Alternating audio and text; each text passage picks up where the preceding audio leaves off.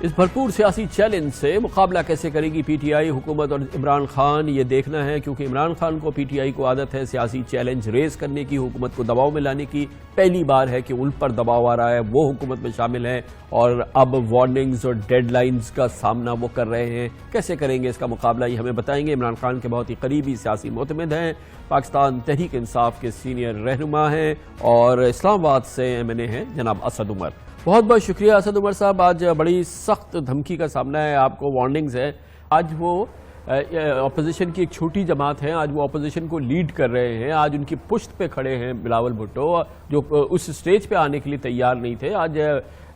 آج وہ شہباز شریف کے، نواز شریف کے لیڈر ہیں، آج وہ بلاول بھٹو کے لیڈر ہیں۔ مطلب انہوں نے اپنے آپ کو نمبر 1 اپوزیشن لیڈر تو ڈکلیئر کر دیا۔ اب اپوزیشن سے اگر حکومت کو بات کرنی ہے، اور اگر حکومت کر بھی رہی ہے اپوزیشن سے بات، تو وہ فضل الرحمان سے ہی کر رہی ہے۔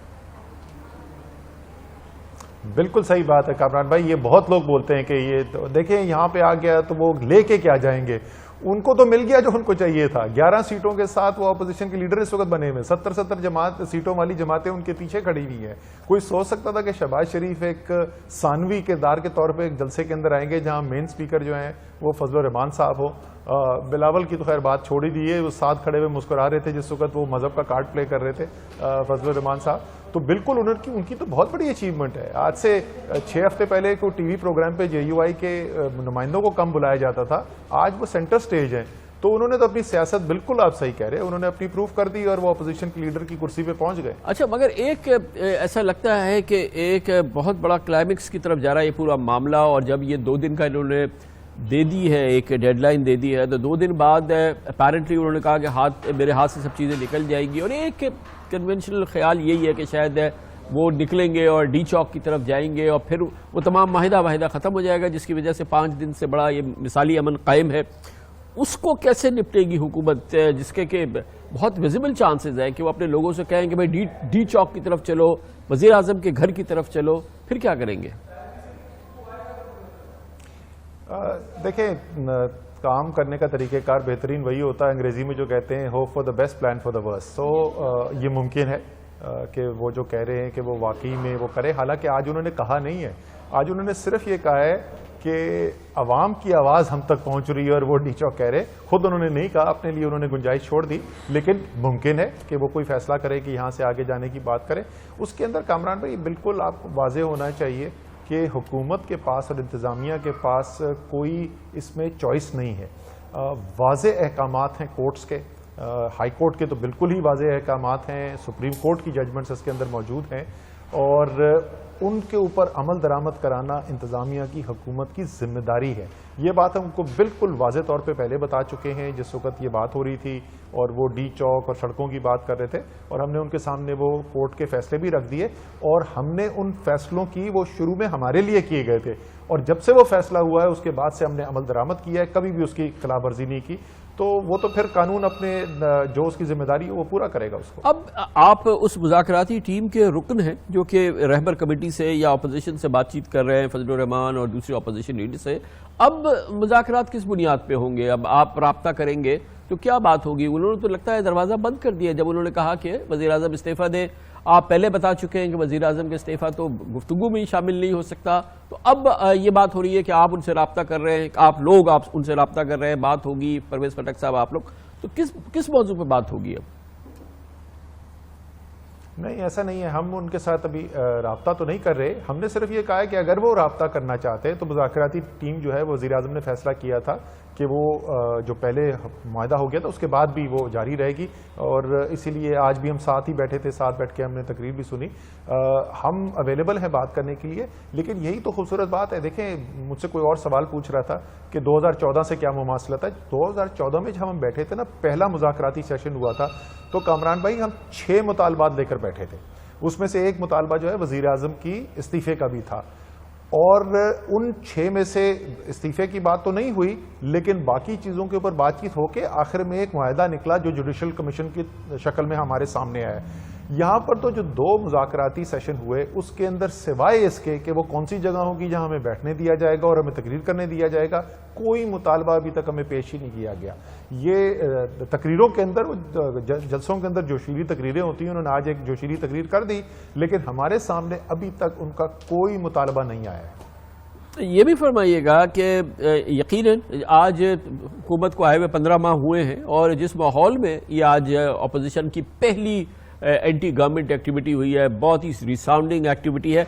مگر آپ نے دیکھا ہوگا کہ ایٹ دی بیک آف دس لوگوں میں پریشانی بھی ہے. جو معاشی اقدامات کیے گئے ہیں، جو مشکل فیصلے کیے گئے ہیں، جو تمام چیزیں کی گئی ہیں، ظاہر ہے کہ اس نے ایک بہت ہی تکلیف دہ صورتحال عوام کے لیے پیدا کر دی ہے. تو ایک نیچرل سپورٹ تو ہے اس قسم کی بھی کسی بھی ایکٹیویٹی کے لیے. یہ کتنا بڑا مسئلہ ہے اور کتنی اس پہ گفتگو ہوتی ہے آپ لوگوں میں؟ آپ بتا رہے ہیں کہ آج پرائم منسٹر اور آپ سے بیٹھ کے تقریر سن رہے تھے، تو یہ کتنی آپ کی اپنی ریکگنیشن ہے کہ عوام کی جو تسلی ہے وہ ہم نہیں کرا پائے ہیں ابھی تک؟ اچھا، ایک تو میں پہلے وضاحت کر دوں، پرائم منسٹر نہیں تھے، یہ مذاکراتی ٹیم تھی، ہم لوگ ساتھ بیٹھے تھے. دیکھیں، مشکل معاشی حالات ہیں، اس میں کوئی شک نہیں. یہ اس کی ادراک وزیر اعظم کو بھی ہے، کابینہ کو بھی ہے، اور اس کے اوپر کام بھی چل رہا ہے. کچھ کامیابی بھی ہوئی ہے، کچھ ابھی اور بہت کام کرنے کی ضرورت بھی ہے. لیکن وہ جو نیچرل سپورٹ، اس پہ بہت بات کی ہوتی تھی، اس پہ بڑی قیاس آرائی ہوئی کہ تو عوام ان کے ساتھ جڑ جائے گی. آپ نے لاہور میں بھی دیکھ لیا، آپ نے یہاں اسلام آباد میں بھی دیکھ لیا کہ یہ اتنی ڈسکریڈٹڈ اس وقت اپوزیشن ہے کہ وہ تو خطرہ نہیں ہے، لیکن ان کے ڈر سے نہیں، لیکن اس لیے کہ آپ عوام کی زندگی بہتر کرنا چاہتے ہیں. اس کے اندر معیشت کو بہتر کرنے کے لیے بہت محنت کی ضرورت ہے. اور وزیر اعظم، آپ کو پتہ ہے، آپ پچھلے 2 جو حکومتیں انہی سے مقابلہ کر کے دیکھ لیں، آپ فالو کرتے ہیں اس کو، جتنا وزیر اعظم ذاتی طور پر ٹائم لگا رہے ہیں، جتنی وہ محنت کر رہے ہیں اس کے اندر. اور اس وقت میں آپ کو بتاؤں جو اتنی جلدی آ رہی تھی، اس کی ایک شاید وجہ بھی یہ تھی کہ لوگوں کو نظر آ رہا ہے کہ سب سے مشکل فیصلے کر دیے ہیں، ابھی اس کے منفی اثرات سامنے نظر آ رہے ہیں. جیسے جیسے ٹائم نظر آتا گزرتا جائے گا تو اس کے مثبت اثرات نظر آنے شروع ہو جائیں گے. اس لیے اس ٹائم آنے سے پہلے یہ کوشش کر رہے ہیں کہ اس کو انکیش کر لے، لیکن عوام نے جو ہے وہ پذیرائی کی نہیں. اس میں تو کوئی شک نہیں ہے اسد بھائی، جیسے آپ نے کہا کہ وزیر اعظم بے انتہا محنت کر رہے ہیں اور اس کا کسی سے مقابلہ نہیں کیا جا سکتا، بے پناہ محنت کر رہے ہیں، مگر اصل بات یہ ہے کہ ڈیلیوری ہوگی تو لوگوں تک اس کے اثرات پہنچیں گے. ہم یہ دیکھ رہے ہیں کہ یہ ڈیلیوری کا معاملہ جو ہے وہ آپ کے یہاں بہت تساہل کا شکار ہے، اور وہ اس میں شدید سقم اور بہت شدید کمزوریاں موجود ہیں. لیکن میں نے دیکھا کہ جیسے یہ دباؤ آیا اور یہ اس کی مارچ کی اور آزادی مارچ دھرنے کی بات ہوئی، ایک دم حکومت جاگی. اور پھر پچھلے 5-6 دن کی میں ایکٹیویٹی دیکھ رہا ہوں کہ یہ ایکسل لوڈ جو پتہ نہیں کتنے مہینوں سے چل رہا تھا وہ ہو گیا، پھر آرڈیننسز ہو گئے، فیٹف کا سیکریٹریٹ بن گیا، نہ جانے کیا کیا چیزیں ہو گئی ہیں. تو کیا آپ ایز این آبزرور بھی ہیں اور آپ ظاہر ہے کہ پارٹی کی بہت ہی امپورٹنٹ شخصیت ہے، آپ محسوس کرتے ہیں کہ اس کا ایک پازیٹیو سائڈ بھی ہے کہ اس قسم کا دباؤ جو ہے وہ مجبور کرے گا آپ کو اور آپ کے ساتھیوں کو کہ ڈیلیوری جو ہے وہ اب زیادہ ضروری ہو گئی ہے؟ دیکھیں، اس میں میں مکمل طور پر یقین رکھتا ہوں کہ یہی تو جمہوری نظام کا حسن ہے کہ آپ سے سوال پوچھے جاتے ہیں، آپ پہ دباؤ ہوتا ہے، کوئی اپوزیشن ہوتی ہے، وہ آپ کی تنقید کرتی ہے، آپ کی خامیاں سامنے لے کر آتی ہے، میڈیا سوال پوچھتا ہے، اور اس سے اگر ایک اچھی باشعور اور سمجھدار حکومت ہو تو وہ اس سے فائدہ حاصل کرتی ہے. میں آپ کو جس طرح میں بتاؤں، جیسے کوئی میں فائنانس منسٹر تھا تو فائنانس منسٹرز عموماً جو ہیں وہ اسٹینڈنگ کمیٹی میں جاتے ہی نہیں ہیں، پتہ نہیں انا کا مسئلہ ہوتا ہے کیا ہوتا ہے. میں خود ریکویسٹ کر کے 2 دفعہ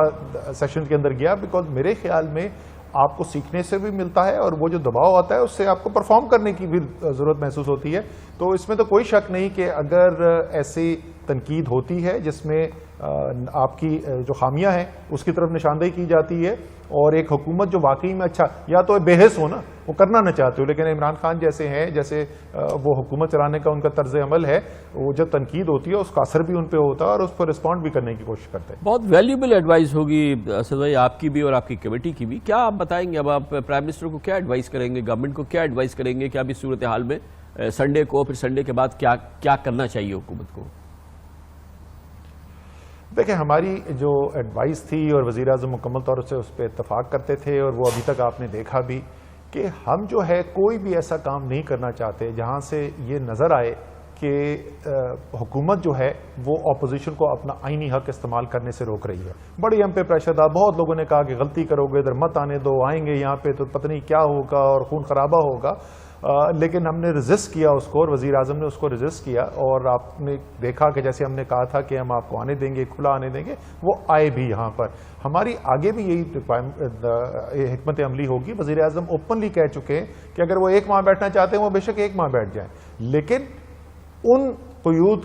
کے سامنے رکھتے ہوئے جو ہائی کورٹ اور سپریم کورٹ کے فیصلوں کی اور جو قانون کی ہے. بہت بہت شکریہ جناب اسد عمر ہمارے ساتھ موجود تھے.